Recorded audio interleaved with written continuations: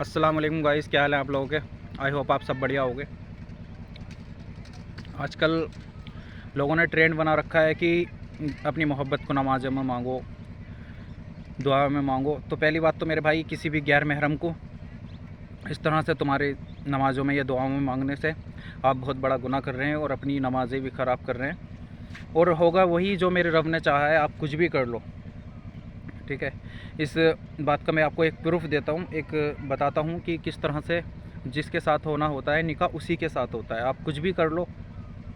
एक बार क्या होता है कि एक गांव में वली रहते हैं ना, अल्लाह के बंदे, नेक बंदे जो 5 टाइम के नमाजी होते हैं, बहुत परहेज़गार बंदे होते हैं, खुदा ने जिन्हें अपनी नेक रहमतों से नवाजा होता है। वो वली थे, एक गाँव में रहते थे। 2 लड़के उनके पास जाते हैं, उनसे पूछते हैं कि बाबा आप हमें बताइए कि हमारा निकाह, हमारी शादियाँ हमारा कब होगा, किस टाइम होगा, कहाँ होगा। तो बाबा बोलते हैं, एक को तो बता देते हैं, बोलते हैं कि आप लोग जो है कल आना, कल मैं आपको भी बता दूंगा। तो एक लड़के को तो उन्होंने बता दिया था कि आपका निकाह जो है ऐसे ऐसे इस जगह होगा, इस घर में होगा, वहाँ होगा। तो वो तो ठीक है। अब दूसरा लड़का जो था वो बार बार हल्ला काटता है कि बाबा मुझे ही बताओ, मुझे ही बताओ। तो वो उनको बहुत बताते नहीं है, मना कर देते हैं, बेटा तुम ना पूछो तो बेहतर है। अब वो बोलते हैं कि आप कल आना।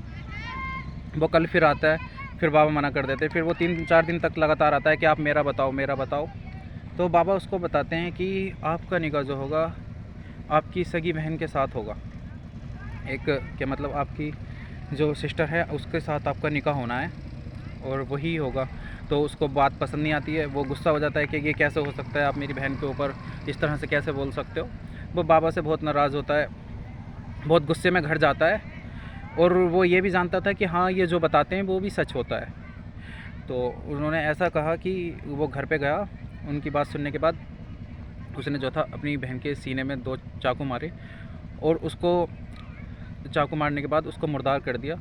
उसको लगा कि ये जो है मर गई है। उसने जो है उसको मार के और एक पेठी में डाल के नदी में फेंक आता है। वो जब नदी में फेंक के आता है तो वो पेठी बहते बहते कुछ दूर जाने के बाद कुछ धोबियों को मिलती है, जहाँ पर धोबी कपड़े धो रहे होते हैं। वो पेठी वहाँ पर पहुँचती है। वो पेठी को उठाते हैं और उसमें जब खोलते हैं तो उसमें वो लड़की होती है जो कि अधमरी थी, अभी मरी भी नहीं थी।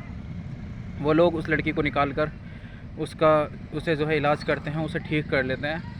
अब 10 साल बीत जाने के बाद वो लड़का 10-15 साल का था जब उसने पूछा। अब 10-15 साल और हो गए।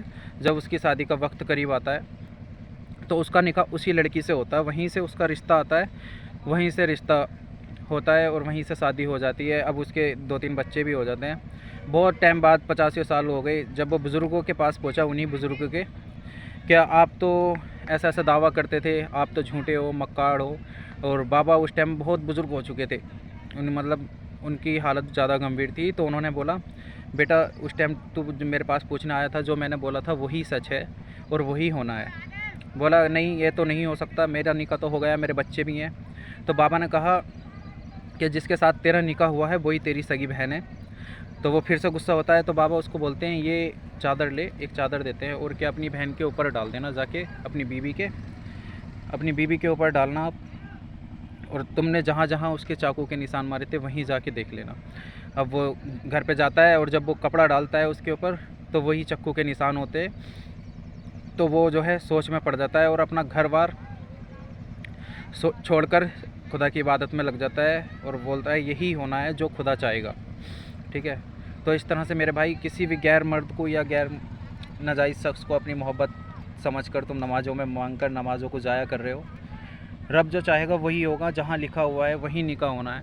तुम कितनी भी कोशिश कर लो, कितनी भी गैर तरीके से मोहब्बत जता लो, दुआओं में मांगो या फिर सजदों में मांगो, कितनी भी दरगाहों पर जाओ, कहीं भी दुआ मांग लो, आप होगा वही जो मेरे रब ने चाहा है, ठीक है। दुआएं मांगनी है तो किसी की शिफा के लिए मांगो, किसी की तंदुरुस्ती मांगो, किसी के लिए खुदा की रहमत मांगो। इस तरह से नाजायज़ शख्स को जब खुदा ने पर्दा फरमा दिया एक औरत को, अब वो औरत सजदे में नाजायज़ शख्स को मांगे, सबसे पहले तो ये बहुत बड़ा वाला गुनाह है। और क्या कोई गैर मर्द जिसको औरत को छूना तलक मना है, गैर महरम को, अब वो नमाज़ों में मांगे तो कितना बड़ा गुनाह होगा। आप इस स्टोरी से ही सीख सकते हैं कि होना वही है जहाँ निकाह खुदा ने लिख दिया है, ठीक है मेरे भाई। मिलते हैं अगली वीडियो में, नमाज़ें पढ़ते रहो। खुदा हाफिज़।